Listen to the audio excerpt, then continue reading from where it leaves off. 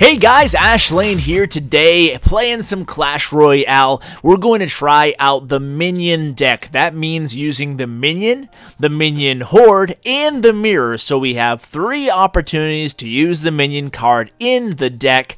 Minions are the most popular troop in the game right now. If you look at TV Royale, they are absolutely dominating. Almost every single deck has either Minion Horde or Minions in it. So why are they so powerful, and can they be used together to dominate? Well, that's what we're going to find out today. So, every episode I'm also going to unlock a magical chest at the end, so that's something to look forward to every single episode, at least for me. You guys might enjoy it too. But anyway, we're going to go ahead and play some cards here. So I'm trying to build a deck around these minions. I want to have some ground troops, some tanky troops, so I have the knights and the barbarians.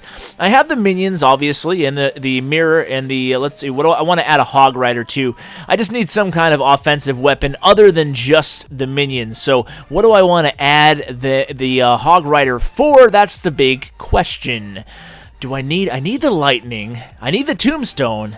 Let's just go ahead and add them in for the barbarians. See if any of my clan mates wants to play a friendly match. Gonna try to bring you mostly friendly clan matches versus doing the attacking out in the open, mainly because now the tournament rules have a standardized level on everything, so we don't have to worry about being too powerful. So we're playing Wonka.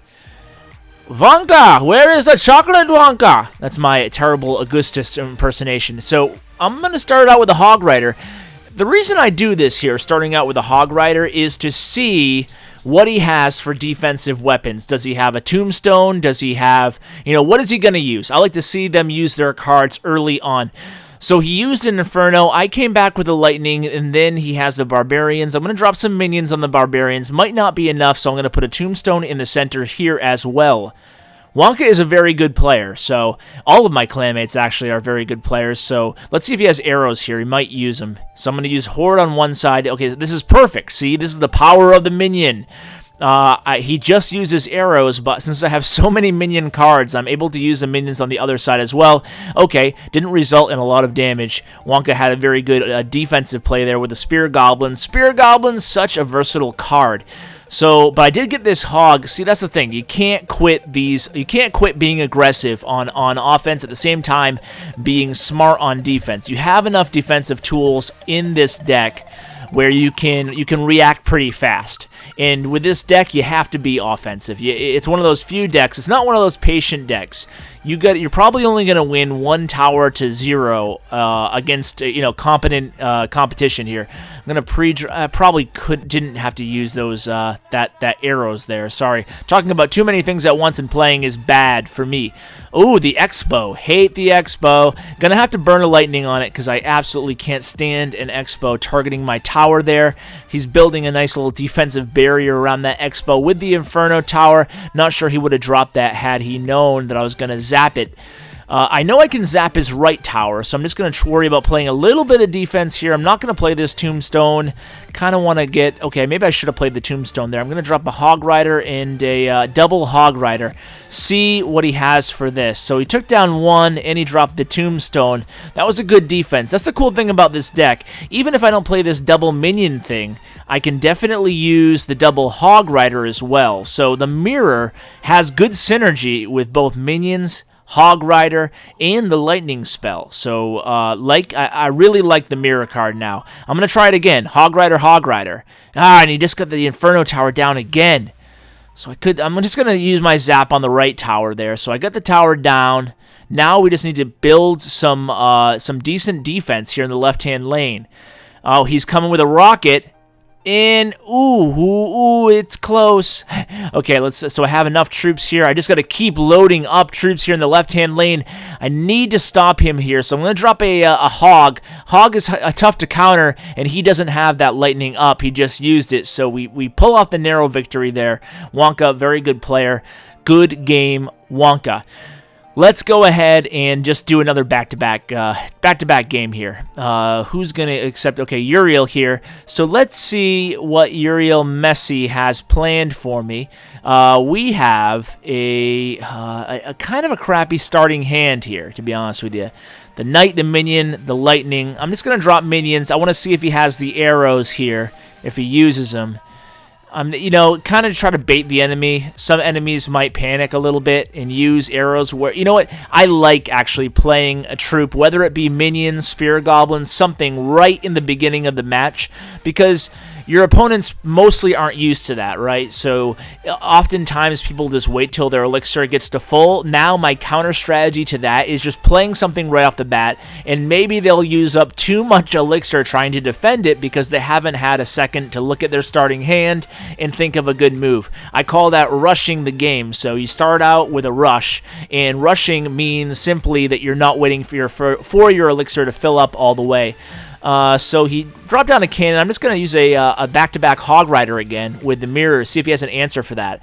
So 2 Hog Riders. I'm going to Tombstone here on defense. That's why the Tombstone is very important in this deck, because it's cheap, 3 elixir, and you can mount a counter offense there, or if you can go strong offensively and still be able to defend with that Tombstone, or at least buy yourself some time. So I'm waiting on this lightning spell. You can see I'm hovering right now, not placing it, and the reason being because I just wanted to see if he'd drop a 3rd troop there, because you guys probably already know this, but the lightning spell only targets a maximum of 3, but you can use it and it will do all that full damage to 3 troops. So better use it against 3 items, including the tower, than 2.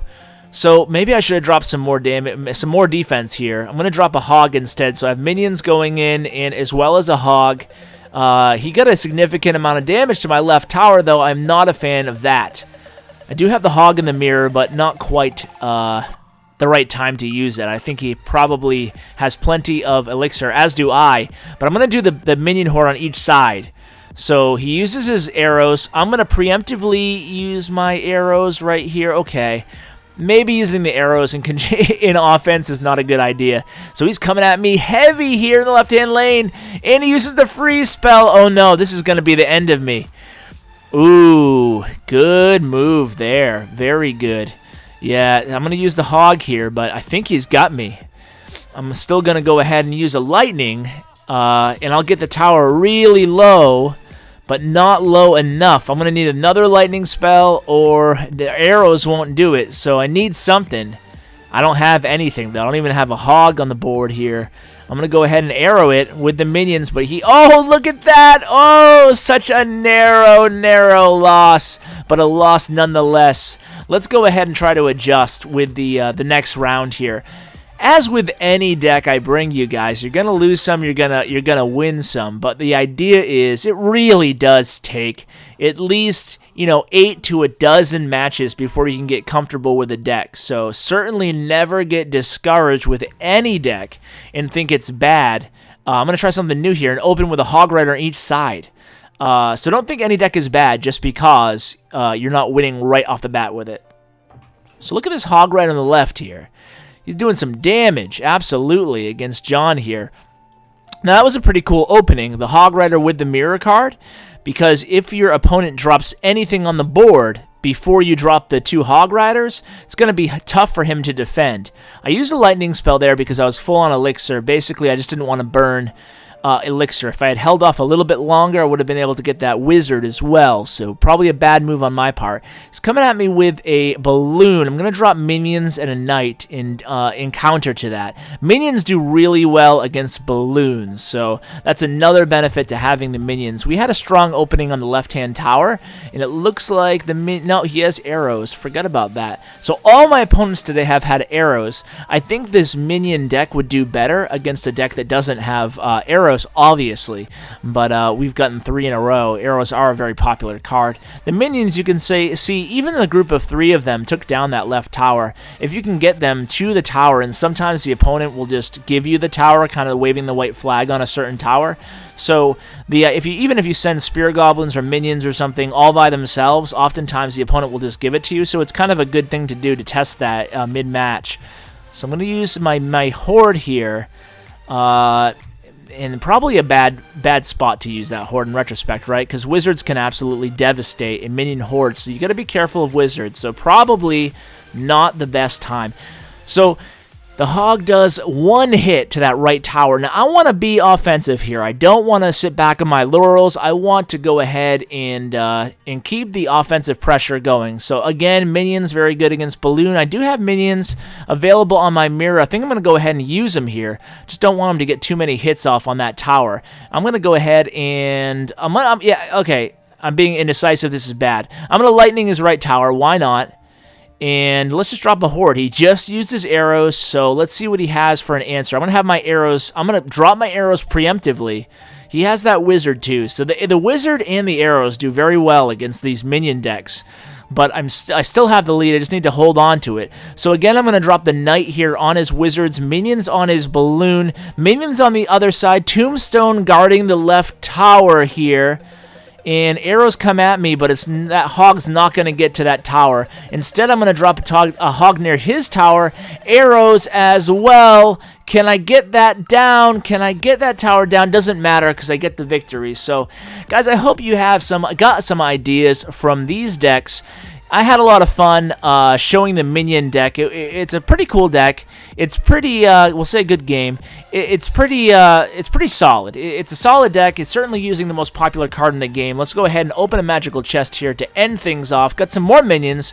Barbarians, 49 archers. That's awesome. And Valk, and we'll end up with Fireball and Prince. So, guys, thanks so much for watching, and as always, take care.